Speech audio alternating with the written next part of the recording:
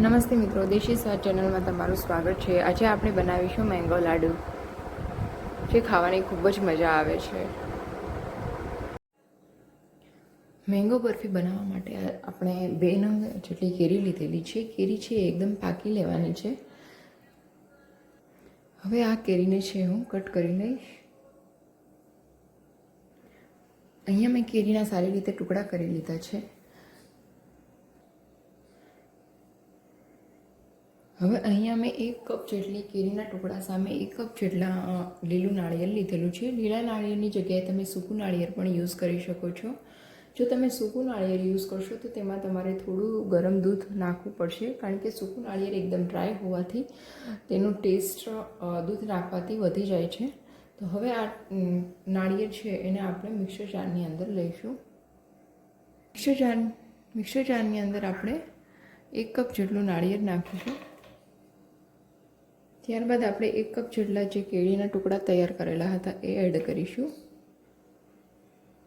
અને 3/4 કપ જેટલી સાકર એડ કરીશું।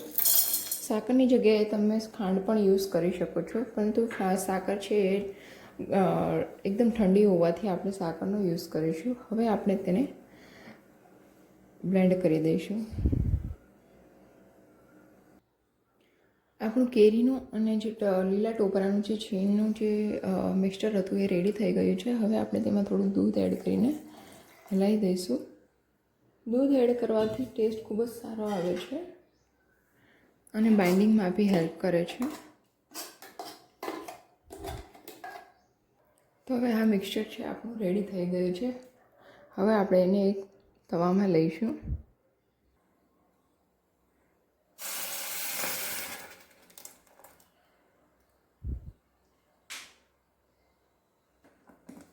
હવે આ મિક્સચરને છે આપણે સતત હલાવતા રહેવું પડશે, કારણ કે ટુકડાની અંદર છે ચીકાશ હોવાના કારણે તે બેસી જવાની શક્યતા રહે છે। તેથી આને સતત હલાવતા રહેવું પડશે।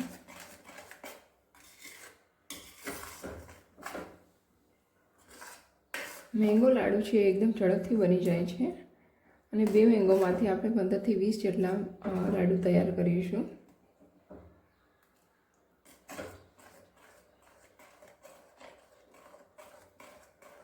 જ્યાં સુધી આ મિક્સચર ચડે ત્યાં સુધી ગેસની ફ્લેમ એકદમ ધીમી રાખવી, જેના કારણે તે નીચે બેસી ના જાય।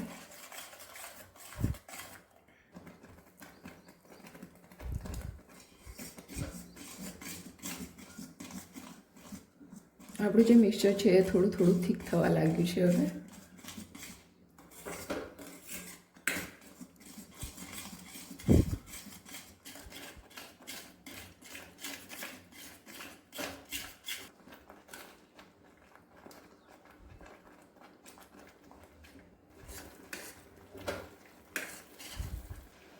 મિક્સચર છે એ થોડુંક થીક થવા લાગે ત્યારબાદ આપણે તેમાં 2 ચમચી જેટલું ઘી એડ કરીશું। ઘીથી લાડુનો ટેસ્ટ એકદમ સરસ આવશે।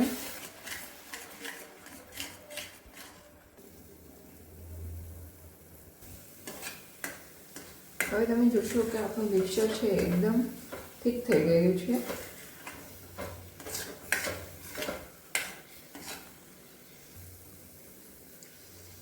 હવે આપણે આને થોડીવાર 10 થી 15 મિનિટ માટે ઠંડુ થવા દઈશું।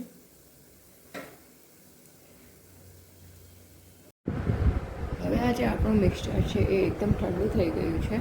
હવે આપણે તેને લાડુ વાળી દઈશું।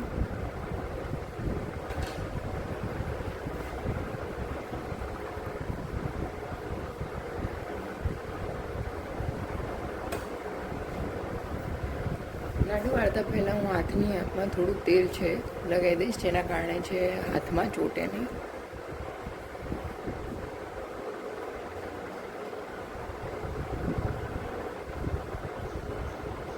અને ત્યારબાદ હું એને સૂકા કોપરેલની અંદર કૂક કરી દઈશ।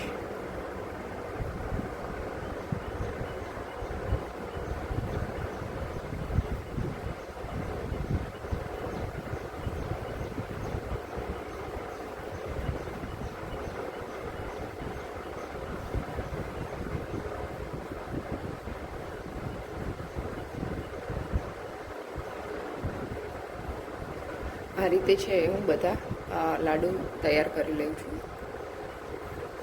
તો તૈયાર થઈ ગયા છે આપણા લાડુ.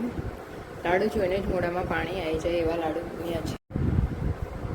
મેંગો લાડુની ખાસિયત એ છે કે તેને તમે અઠવાડિયા સુધી બહાર રાખો તો બી તે બગડતા નથી અને રેફ્રિજરેટરની અંદર તે 20 થી 25 દિવસ સુધી તેને કશું થતું નથી. તેથી તેને તમે સ્ટોર બી કરી શકો છો.